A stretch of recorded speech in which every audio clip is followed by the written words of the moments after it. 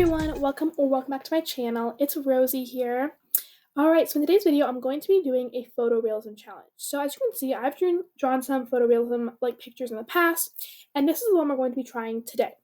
So it's basically this picture of this drink with some fruit and some splashes. And so first I'm going to start by sketching it out and tell you guys what we're going to be doing today. So while I'm doing this photorealism challenge, I'm going to be telling you guys some things that no one told me about art when I was starting out or when I was trying to get better, and that I learned, and maybe one person told me, but I feel like they should be more mainstream things. So that's what I'm going to be talking about. And at the same time, we're going to start on this photorealism drawing with some pencils.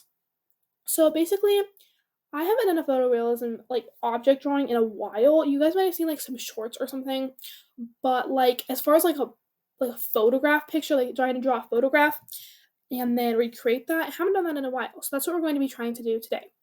So yeah, all right. So the very first thing on my list of things that I feel like more people should have told me is that you have to take breaks during art. So for me specifically, when I started my channel, I was drawing all the time, and I tried to draw a lot, and I was drawing every single day. And it just kind of I started to get burnt out, and I felt like I was forcing myself to draw. And I feel like this is super important, and I feel like people should talk about it more. Is it just take a break once in a while, maybe for a week, maybe for more than a week, maybe just for a few days. But don't force yourself to draw every day. Because I've heard some people say well, if you want to keep going, then you have to draw every day, that sort of thing. But I just don't think this is true. And I think that when I tried to do that and follow that advice, I got burnt out. And maybe some people can just do it every day. Maybe that's fine for them. But if that's not working for you, then don't try to make it work, if you know what I mean. And you also won't improve as much because you don't feel motivated to. And it will start to feel like a chore, and you'll get burnt out. And it'll also be harder to come up with ideas because you have an art block almost eventually.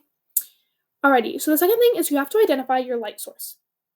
This might seem kind of a small, not super important thing, but it's definitely not. No one told me this when I started doing shading and realistic things, and but I realized it's so important. Light source is so important because it shows you where you have your highlights and your shadows. So for example, what I like to do when I started drawing is to put a small circle or dot in the corner of my paper where I want the light source to be. So for example, if I want the light source to be coming from the top, I put a dot at the top of my paper. If I want it to be from the left corner, I'll put it in the left corner. And this way I can tell exactly where I need my shadows and my light to be, because the light's going to be facing towards the light source and the shadow's going to be facing away. For example, on this drawing, the light source is in the top left corner. As you can see, the highlights are facing that direction. And so yeah, I just think this is something that people do not talk about enough, and it should be talked about more because it is so important. And there's probably videos about this, but I don't hear a lot of people say it. And yeah, so always identify your light source. And if the picture already has light source, discover that first. Kind of look at the picture, see.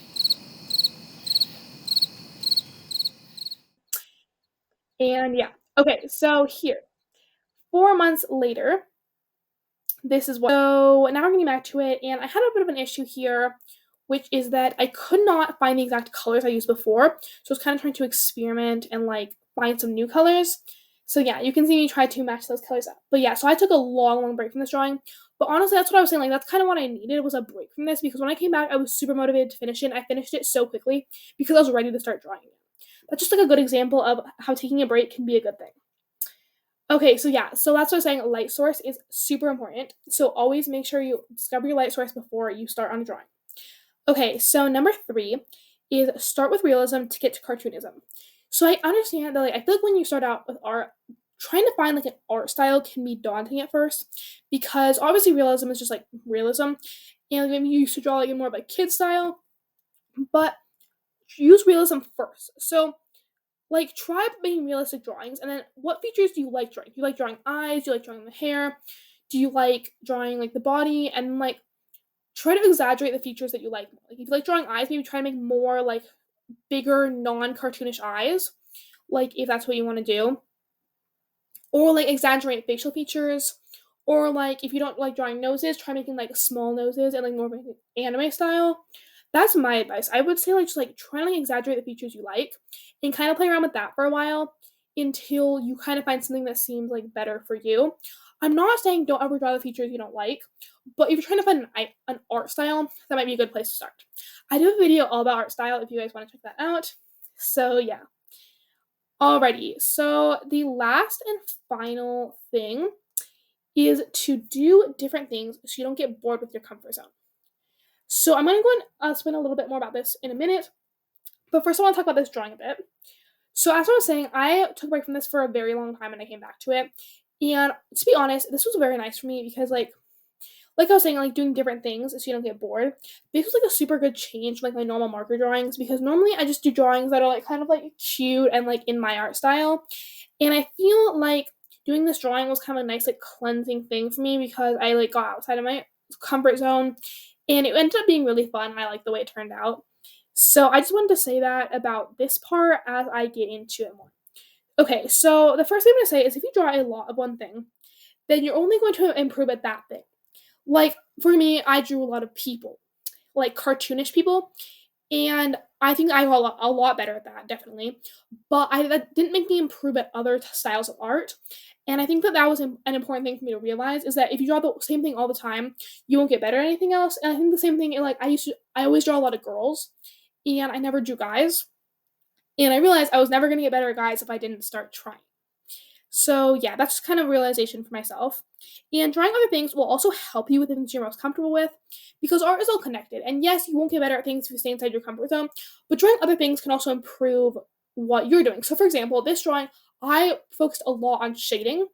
And this helped me a lot actually because now I think I have a better understanding of shading after doing more realistic drawings, which can help with my current art style. And also, stepping outside your comfort zone won't set you back because you're still learning new things. You're not going to like forget what you already done.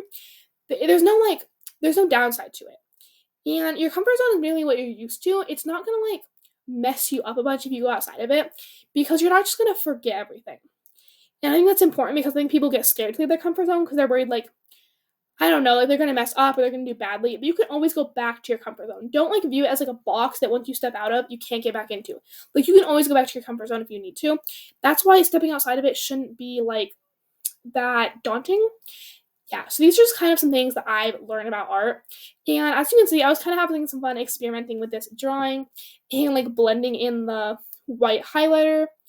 And yeah, so that's why I would just say experimenting with your art is like super important. And I kind of made a video similar like this to like how to improve your art like a year ago. But this is more like things like I wish I had known because I just think they're so important and I want you guys to know them too.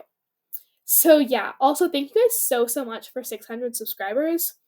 And if you made it this far in the video, make sure to comment this emoji down below. And yeah, okay, so here's what the drawing looks like, and I am so happy with it. For not drawing realism for so long, I actually feel like I did a good job. Like I feel like I like kind of remembered some things I forgot before. And I like how the shading turned out. The glass is a bit weird, I will say, but I'm happy with it. I hope you guys like this video. I hope these tips were helpful. And yeah, so I will see you guys in the next video. Don't forget to subscribe and bye.